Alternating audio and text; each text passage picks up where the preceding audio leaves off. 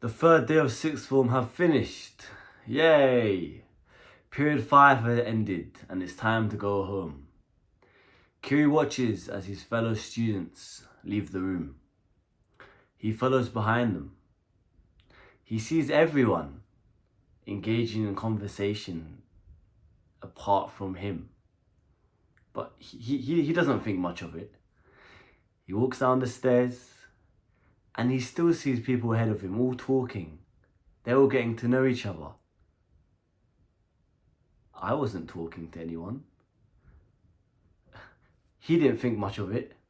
A young Kiri walks to the gates and he sees everyone meeting each other. Where were all these friendship groups formed? Have these people known each other already? They were big groups of people all who seemed so familiar with each other. I didn't have anyone. But Kiri didn't want to think about that, right? So the bus comes now and everyone gets on and in their groups. He goes up to the top deck alone and there he sees everyone's talking to each other again. He takes a seat with no one next to him, alone. And he goes home. He gets off at his stop, alone. As the bus passes, he takes a glance. They're all talking and still laughing. How do these people know each other? Did they know each other from before? Have they already become best friends in 3 days? Why was I alone? But again, he didn't want to think about it. So he walked home, he goes home, and he checks his phone. Snapchat, I think that's what we used at that time. Snapchat. They're all in the sixth form block, after school. A group setting. All laughing and enjoying themselves. I didn't get the invite to this. I didn't know this was a thing.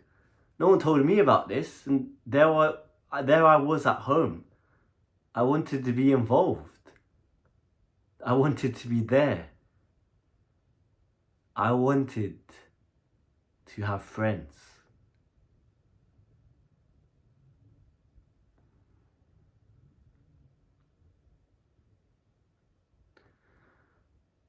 Kiri then understood, oh,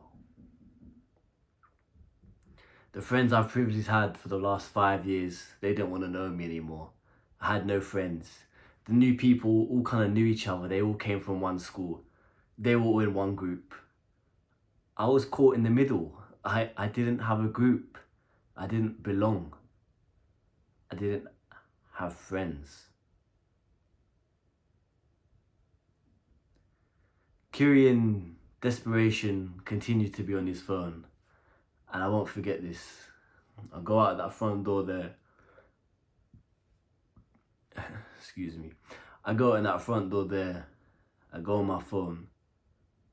Who do I talk to this about? There must be someone. I look through my contacts. We don't say names on this channel, but David. David, my friend who used to live opposite me. We were friends since young. We became closer during that time. Maybe was even the reason, again, to this day we don't know, that those previous group of people didn't want to know me. But David was here, right? And I was going to call David, I was going to talk to him. So I call David, select his contact.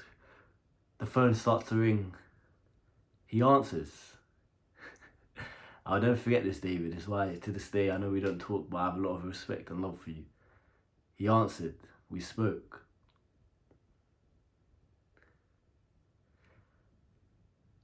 There was a hint at the back of my mind that he could come to the same school as me. And deep down, when I called him, I prayed that he was going to come to the same school as me. I had my fingers crossed and everything. This was the talk. The sixth form has started. It was either now or never. We were going to find out, was he going to come to the same school as me? Was he going to be my technically one and only friend at that time? Was it going to be... He told me on the phone that he ended up going to another school. I wasn't going to see him anymore. I was going to be alone.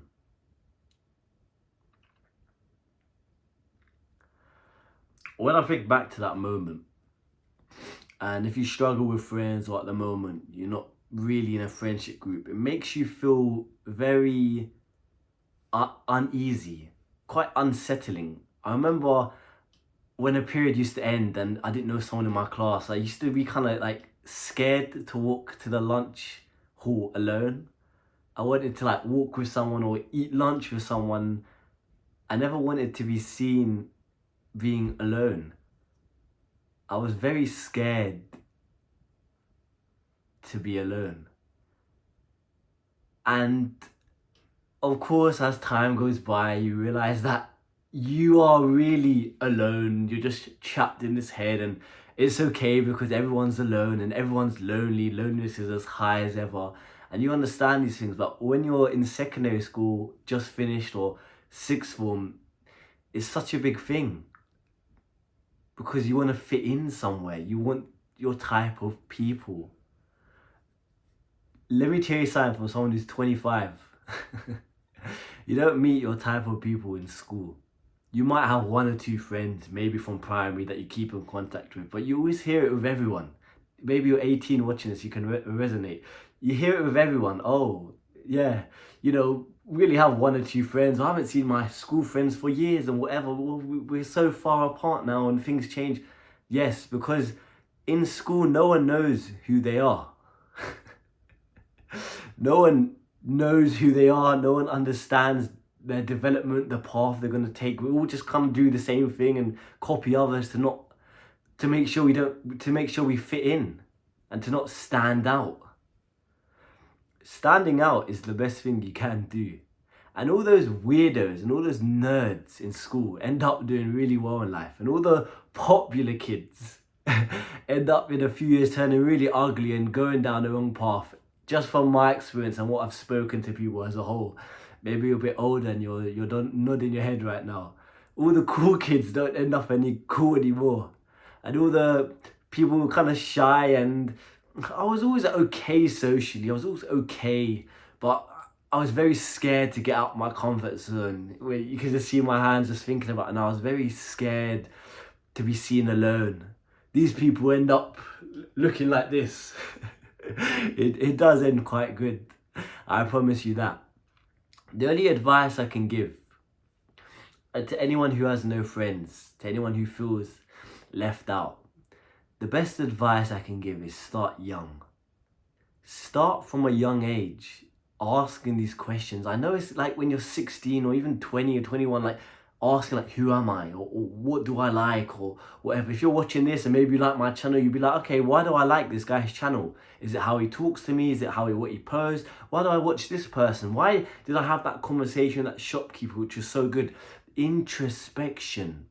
The more you look inside yourself, the more you understand, okay, do I agree with this side of the argument or this opinion or this? Fuck what everyone else has to say. Fuck my grandma. Fuck those boys at school. Fuck fitting in. What feels right with me?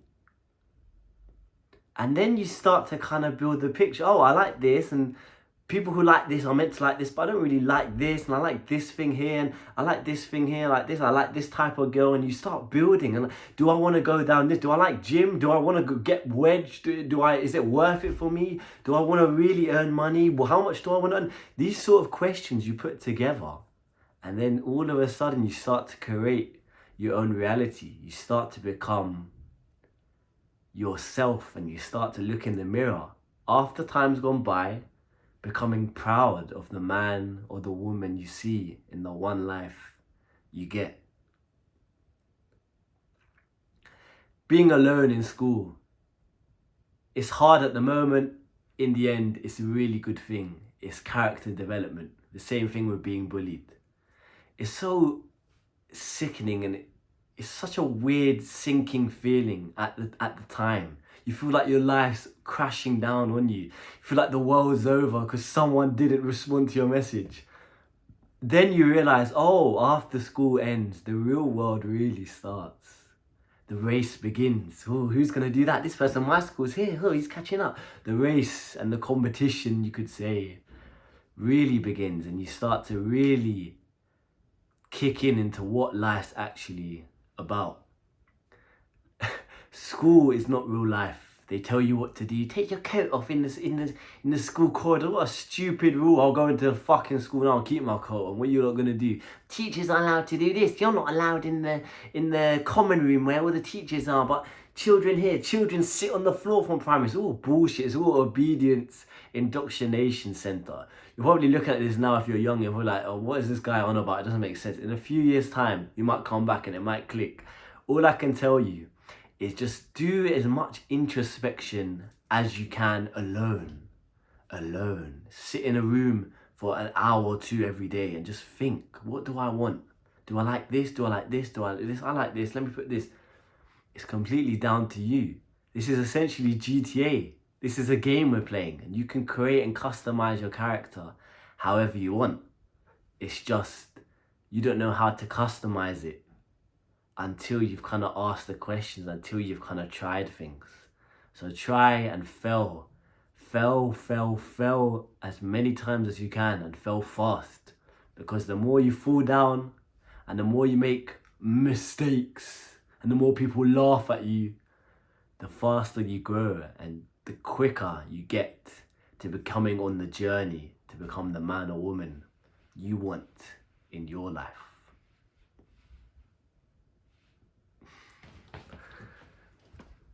If you want to fix your life today or have access to my free self-improvement guide, all links will be down below. If you also like one-on-one coaching sessions or like to learn from my Skillshare classes, all links down below.